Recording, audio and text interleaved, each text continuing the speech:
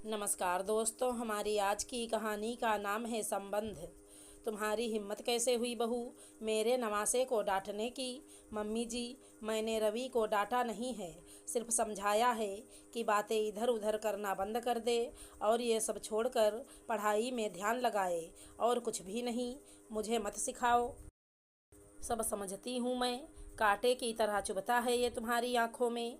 ननद का बेटा है ना, मेरी बेटी भी बेचारी मजबूर है, वरना आपको ऐसा नहीं लग रहा आप तिल का ताड़ बना रही हैं मम्मी जी। और अभी जो ये हरकत की है ना रवि ने, आपके आते ही मेरी जो शिकायत लगाई है, इसी के लिए मैंने उसे समझाया है कि वो इन सब चीज़ों में ना उलझकर अपनी पढ़ाई पर ध्यान दे। अभी भी तुम उसे दोषी ठहरा रही हो, और वो मुझसे हर बात क्यों नहीं कहेगा। आखिर इस घर में मेरे सिवा उसका अपना है ही कौन जिससे वो अपनी बातें करेगा। मम्मी जी, आपकी आंखों पर ऐसा पर्दा पड़ा हुआ है कि मैं क्या अपना बेटा तक आपको अपना नहीं लग रहा, तो आपसे बहस ही क्या करना। पर मैं अभी भी यही कहती हूँ कि मैंने जिस बात के लिए रवि को समझाया उसमें उसकी ही भलाई है। सास बहू की ये चिक चिक रोज की बात थी। पिछले 1 सालों से, जब से गायत्री देवी का इकलौता नवासा 12 वर्ष का रवि उनके घर रहकर पढ़ने आया था। गायत्री जी के दामाद सरकारी अफसर थे, पर उनकी पोस्टिंग पिछले साल सुदूर देहात में हो गई थी, जहां आसपास कोई ढंग का स्कूल नहीं था। तो विजय की बहन ने अगली पोस्टिंग तक रवि को भाई के घर पर रखकर पढ़ाने का निर्णय लिया था। इसमें भाई विजय और भाभी नव्या को भी कोई दिक्कत नहीं थी, पर साल भर होते होते नव्या ने पाया कि रवि अपनी नानी के पास उसकी शिकायतें करने लगा है। शायद नानी के साथ बैठकर हिंदी धारावाहिकों देखने और पढ़ाई से बचने के तरीके ढूंढने का असर था। नव्या कम बोलने वाली पर दिल की बहुत अच्छी लड़की थी, जिसके कारण लोग उसे गलत भी जल्दी समझ जाते थे। पर अपने ससुराल वालों से उसके संबंध अच्छे ही थे। पर इन बातों से नव्या और गायत्री का ठीक ठाक संबंध भी बिगड़ने लगा था। आए दिन नव्या की बातों को रवि नमक मिर्च लगाकर नानी को सुनाता, और नवासे के प्यार में अंधी नानी बदले में नव्या को 4 बातें सुना देती।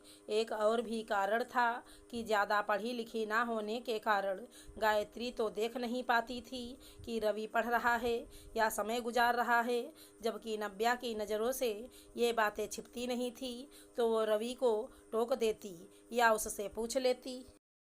नादान रवि को मामी पर इन बातों का भी गुस्सा रहता, तो वो सारी खुन्नस उसे नानी से डांट दिलवा कर निकालता। और बात बात में गायत्री जी का कहना ननद का बेटा है ना, नव्या के दिल को तार तार कर जाता। शाम को विजय के आने के बाद भी जब गायत्री जी ने नव्या के बारे में कुछ से कुछ बोला, तो थके मांदे विजय ने आकर अपना सारा गुस्सा नव्या पर निकाल दिया। 3-4 साल बहुत ज़्यादा दिन नहीं होते नव्या। अरे दीदी, जीजा जी के पास कोई कमी थोड़े ही है, वो तो बच्चे को बड़े से बड़े हॉस्टल में रख सकते थे, पर घर का माहौल और अपनों के साथ के लिए ही तो यहाँ छोड़ा है। पर तुम हो कि हाथ धोकर उसके पीछे पड़ी हो। बच्चा है ना, वो भी आखिर क्यों बिगड़ती रहती हो उस पर इतना। ठीक है, अगर आप माँ बेटे को यही लगता है कि मैं रवि की दुश्मन ही बन गई हूँ, तो आज के बाद मैं रवि को कुछ कहना, समझाना, पढ़ाना, सिखाना तो दूर, उससे बात भी नहीं करूँगी।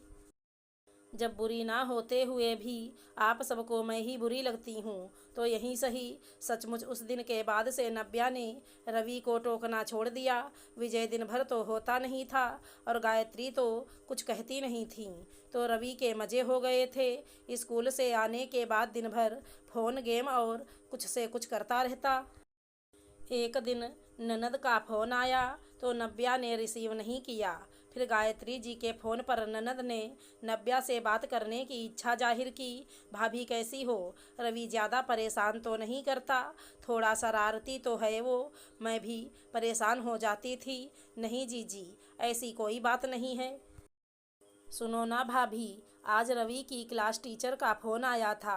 पिछले 1 महीने से ना वो ढंग से होमवर्क करके ले जा रहा है, ना क्लास में अच्छी परफॉर्मेंस है, ना वीकली टेस्ट में। मुझे पता है भाभी, आप सब उसे बहुत प्यार करते हो, पर प्यार राह दिखाने वाला होना चाहिए, राह भटकाने वाला नहीं। मम्मी और विजय को मैं कितना भी समझा दूं, वो तो रवि को कुछ कहेंगे नहीं। आपको ही कड़ा होना पड़ेगा, कभी समझाकर, कभी डांटकर, या कभी चपत लगाने की ज़रूरत पड़े तो वो भी करके रवि को सही राह पर रखना होगा।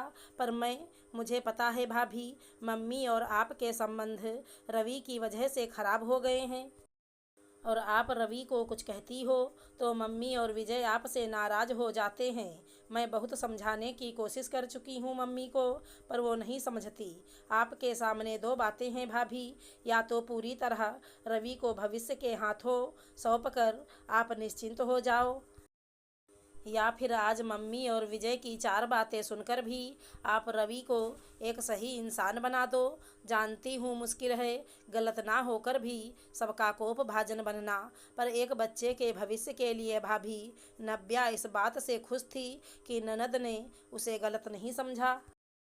रवि को उसने टोकना तो छोड़ दिया था, पर घर की सफाई के समय उसके नोटबुक वगैरह पलट लेती और दुखी भी होती थी, पर कुछ कहती नहीं। बच्चा आखिर किसी का भी हो, एक संवेदनशील और पढ़ा लिखा इंसान उसे भटकते देख आंख नहीं मूंद सकता। और आज तो अपने बेटे की जिम्मेदारी भी ननद ने उसके कंधे पर डाल दी थी, जिसे उसे निभाना था। अगले दिन संडे था। नाश्ते के बाद नव्या ने कहा, रवि अपनी सारी बुक्स और नोटबुक्स लेकर मेरे कमरे में आ जाओ। रवि ने आश्चर्य से नानी की तरफ देखा तो नानी ने समझाया, जा बच्चे, पढ़ने के लिए ही तो बुला रही है ना मामी। पर नानी, मामी मुझे फिर डांटेंगी तो? अब पढ़ोगे नहीं तो डांटूंगी ही नहीं, मारूंगी भी, समझे? नव्या ने स्वर कड़ा करते हुए कहा तो गायत्री उसकी तरफ आंख फाड़ फाड़ कर देखने लगी। हाँ मम्मी जी, मारूंगी भी, क्योंकि ये मेरी ननद का बेटा नहीं, मेरी जिम्मेदारी है। जिसके साथ न्याय नहीं करके कल को मैं इससे ही नहीं, अपने आप से भी नज़रें नहीं मिला पाऊंगी। जीजी ने रवि को कुछ सोच कर ही हमारे पास छोड़ा होगा ना। आप मेरे रास्ते में ना आए प्लीज़, कहकर नव्या अपने कमरे में चली गई, और उसके पीछे पीछे रोनी सूरत बनाए अपना बैग टांगे रवि भी। अगर हमारी कहानी पसंद आई है तो चैनल को लाइक शेयर सब्सक्राइब करें। धन्यवाद दोस्तों।